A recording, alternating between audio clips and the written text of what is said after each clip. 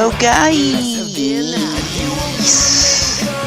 Musta naman po kayo lahat yan, man? Well, anyway, highway! Muli naman po nagbabalik at welcome naman po sa isa naman po episode ng Emo Mantico The Packing Show. Well, as you can see, what to see. Let's see. Tagging bago sa mga saging. And by the way, highway. Kamusta kayong lahat yan? And salamat po pala sa mga nakikinig. At well, eto na naman po tayo. At wag gugulo na naman. So tapos to. Nagtag ako mga 3 friends ko, as usual. So sa mga tinag ko po dyan, just say hello. Well, anyway, highway. Sa ating part 2 of the best, top 10 best rock vocalists, katulad ng recently, ang mga taong ito ang nagbibigay ng buhay at kaluluwa sa kanilang mga awitin at kanta. So wala po ko. So, sila yung pinaka-leader, sila yung pinaka-maangas galaw sa stage, sila ang love ng crowd. Mostly. So, kilalanin natin. So, meron pa tayong 6, 5, 4, 3, 2, 1 to go. So, isa naman pong 15 minutos naman po sa ating part 2, top 10 best OPM rock vocalist. So, fortunately, gustuhin ko man na i-upgrade tong podcast ko. Well, hindi ko po magawa. Well, dahil kailangan pa na ng credit card at sa kasamang palad wala pa akong credit card. Yun po yun. So, medyo nag-delete po ako na ibang episode ko para naman po na dahil wala na po. Di na po kasya sa storage ko. Kaya, yun. So, sulitan na po natin to hanggat nandito pa. Well, anyway, let's start and proceed to the number.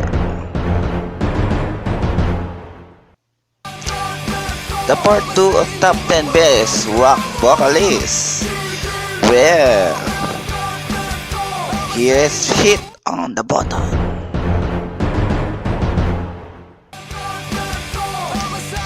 At number 6, Rico Blanco. Rico Blanco o Rico Jean Granados Blanco. Bakit kaya ang haba ng mga pangalan nito? Well, anyway, Rico Blanco, Rico Jean Granados Blanco, born on March 17, 1973, former Riverboy vocalist. And his award and achievement are Out Award Best Collaboration for the song Magna, Out Award Best Performance by Male Artist Yugto on 2009.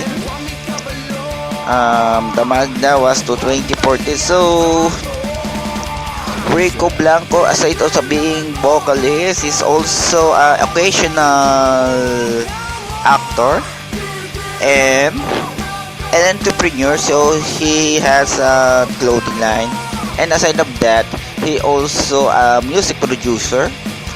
Well, anyway, Rico Blanco as a vocalist of the band, well, the former band of River Maya, now is going to solo as stage name also Rico Blanco. Okay. Well, anyway, highway. Rico Blanco very much versatile. He is voice and he's a so talagang driven and very poetic ang kanyang mga kanta. So sa mga fans ng River Maya dyan, so para sa akin at sa yung if you have any opinions about the Rico Blanco stuff, just don't be shy to leave on comments directly on Facebook or on my podcast or maybe on the YouTube. I really appreciate more your comments and suggestions. So anyway, Rico Blanco, siya kasi yung tipo ng vocalist na hindi man siya maggalaw, pero rock.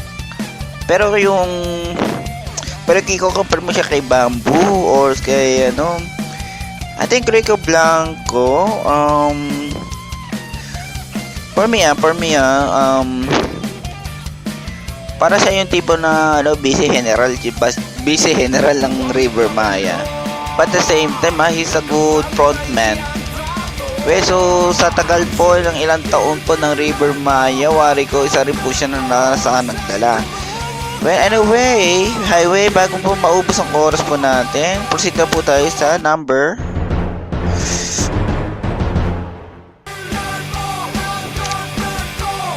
At number 5, kasasabi ko lamang, isa naman pong former River Maya, actually the original box of River Maya. Yes, name it. That is Rico Blanco. I mean, sorry. It's not Rico Blanco. It's Bamboo Manyalak. So, Bamboo Manyalak o Francisco Hendencio Lope Berlando Manyalak, ang haba ng pangalan mo. Bakit kayo nila itong mga bukas ito ang haba ng pangalan? Yan tama-tama mahaba rin yung pangalan ko, di naman ako makagaling kumanta. But anyway, highway, Francisco Manyalak, Bamboo Manyalak, well, born on March 21, 1975. Wow! Grabe lahat ng mga magagaling talaga born on March, so I'm proud to be a March boy. Well, anyway, moving on. Bamboo Manyalak, well, I think yung groups and moves niya was nakuha po niya siguro kay para kasi similar siya ng ng moves and groups ni Carl Roy, the late Carl Roy. Well, Bamboo Manyalak, his voice is very driven, especially when he sing his song, very iconic in Noipi, the Masaya, Tatsulok. Actually, for me, mas maganda na umalis din siya sa River Maya. For my own opinion, kasi mas nag-boom ang kanyang career aside sa pagiging frontman ng Bamboo. Bamboo, yes. Bamboo is also the name of his band, Bamboo. Well, anyway, moving on. Aside of being a vocalist of the band, he has driven power. So isa rin po siya sa mga judge po ng The Voice, on which you can watch on ABS-CBN. One of the judge, the Team Kawayan. So talagang very iconic. Occasionally, I think he is a occasional actor also and all endorser. Parang talaga sa akin talaga, when you watch Bamboo live, hindi ka mapaendayog at talaga mapipil mo yung pagiging makabayan sense niya, especially when he sang Noipi, Masaya, Hallelujah. And correct me if I'm wrong, he's also an occasional pastor of some religion or whatsoever. Correct me if I'm wrong, ha? Well, anyway, let's moving on.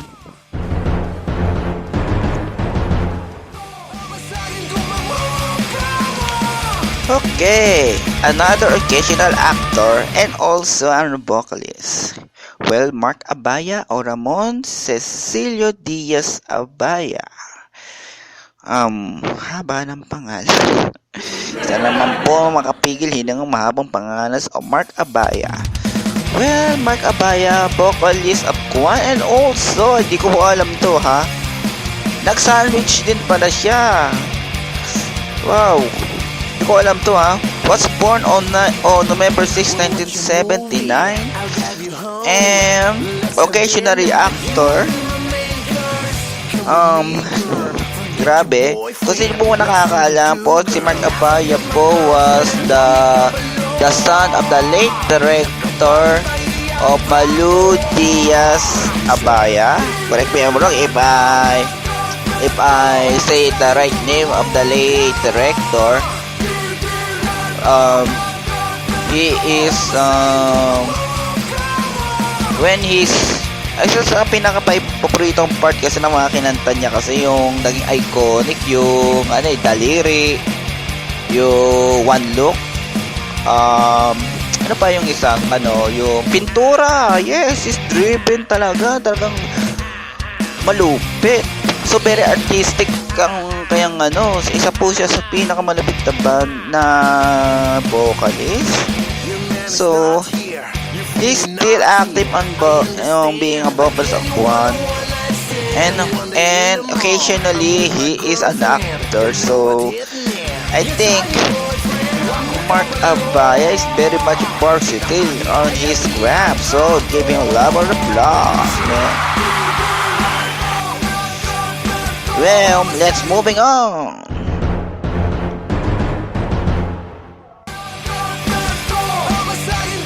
Basti Artardi, born on 1977. Award. Okay, here we go to the award. Awit Award for the Best Alternative Recording. Awit Award for the Best Rock Recording. So, Basti Artardi, the vocalist of the Wolfgang, one of the co-founder, isa rin po siya sa mga haligi ng pelikulang bato. ng musikang bato. Well, Basti Artardi, for me, I can compare him to Metallica and also Pantera dahil very solid ang kanyang voice Talagang metal kung metal Kasi hindi na po siya mag-growl Talagang mapipil mo talagang mapapahedbang ka. Especially when you hear the song Halik Yehudas, No Palter, Ibrahim, Cast of Clowns. Well, anyway, Basti Artardi, fortunately, he has a facial defect recently last year, but successfully, his surgery is very much okay now. He's still recovering, and now, Basti Artardi for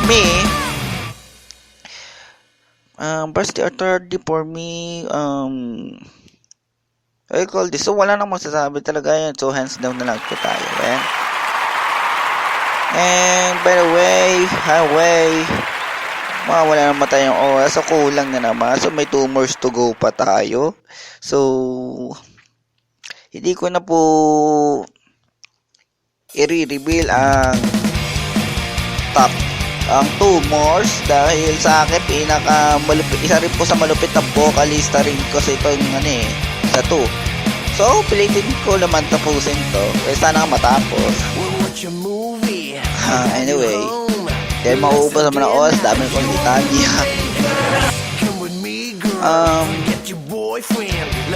Gusto mo matapos to, medyo battery kasi ako ngayon dahil ewan ko ba? Pero sana naman kahit battery po ngayon siguro just hit like the button na lamang dyan para pag-good vibes na naman tayo. Anyway, ganyan na, medyo stress. Papalik na naman sa work. I make this podcast just for fun. Well, anyway, thank you po sa lahat mga nakikinig dyan. At sa mga friends ko, Raymond Sinamix. And stay cool, rock on, get stress ang pamumuhay. At sana naman, yun, peace lang tayo lahat yan.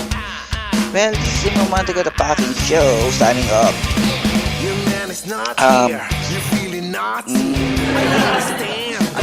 Well, nabablang ko na ako. Just stay peace, rock on. Stay tuned for more for the part 3. Dahil gusto ko mapahaba to, himayin ko pa.